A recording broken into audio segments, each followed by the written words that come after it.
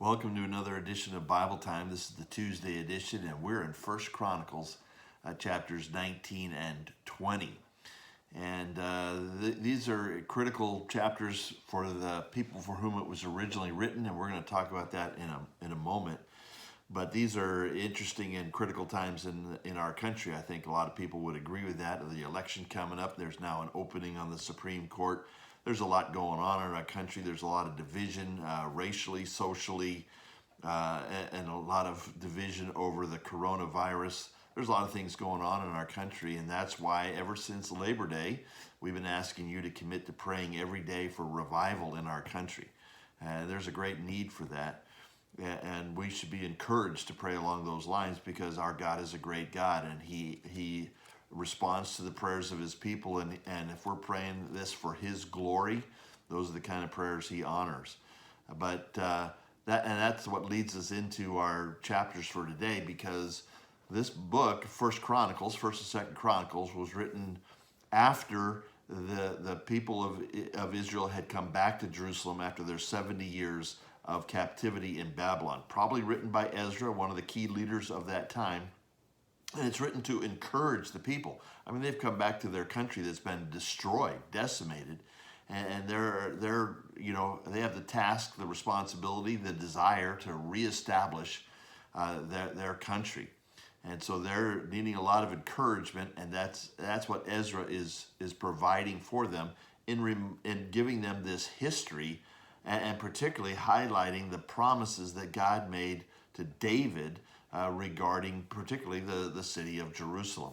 And so you'll see here in this account, he's trying to play up the positive news. He's trying to give a positive message here and to encourage the people to think about what God could do if they would be faithful to Him.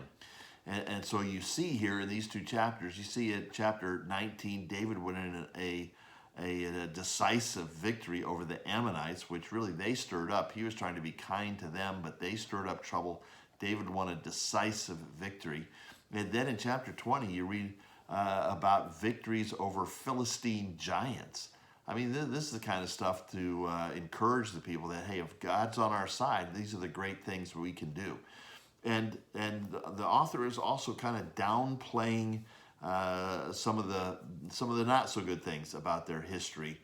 For example, chapter 20 starts off and it mentions a time when Joab went off to war, David stayed home. Well, you might remember that what happened during that time was the sin with Bathsheba. And that's not recorded here in the Chronicles. You read that back in 2 Samuel chapter 11.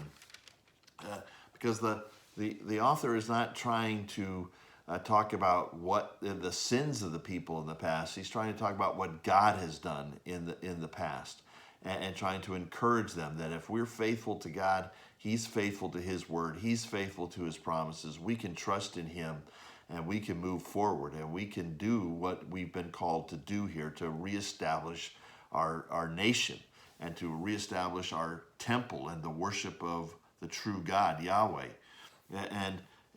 And if you're going to do that kind of a thing, you got to have a really significant kind of a motivational, encouraging, uplifting kind of a speech. And you find that here. You find a classic example of that here in 1 Chronicles chapter 19. In verse 13, as they go out to war against the Ammonites, well, the Ammonites have hired a bunch of mercenaries from Syria. And so Joab has to split up his army because they've been surrounded by the Ammonites and the mercenaries. And Joab is going to take one part of the army. His brother Abishai is going to take the other kind, and they're going to help each other out in the battle. And the end of the battle is they win a great victory. But here's what Joab said at the beginning in verse 13. He says, "Be strong, and let us use our strength for our people and for the cities of our God, and may the Lord do what seems good to Him." That is a great speech right there. That is a classic example of how to encourage one another in the Lord. For example, he starts off with a call to courage. Hey, be strong, Abishai. Let's be strong here. Let's be courageous. Let's not back down. Let's stand firm here in this battle. This sounds a lot like what we're reading in Ephesians 6 and studying it on Sunday mornings. And then he calls upon their sense of responsibility. Why are we standing firm? Well, we're standing firm and being strong for the people, for our people, and for the cities of our God. Hey, we have a responsibility to take care of our people and our cities. So let's be strong, let's be courageous, let's do it. And then the climax of all of that, it's not just, we're not just trusting in our strength or what we're going to do, our sense of responsibility. No, it ends with a statement of trust in the Lord, and may the Lord do what seems good to him. We're going to trust the Lord here. We're going to be strong. We're going to be courageous. We're going to stand firm, and we're going to trust the Lord here because we're doing what the Lord wants us to do. Now that's a great statement, and you can imagine as that was read by those people coming back from exile, and they're looking around and things don't look so good. To have that kind of encouragement, to be strong, be courageous, be responsible, and trust the Lord that you're doing what he wants you to do. That's a great statement for you and me in these days as we think about what's going on all around us, and it might seem like things are falling apart.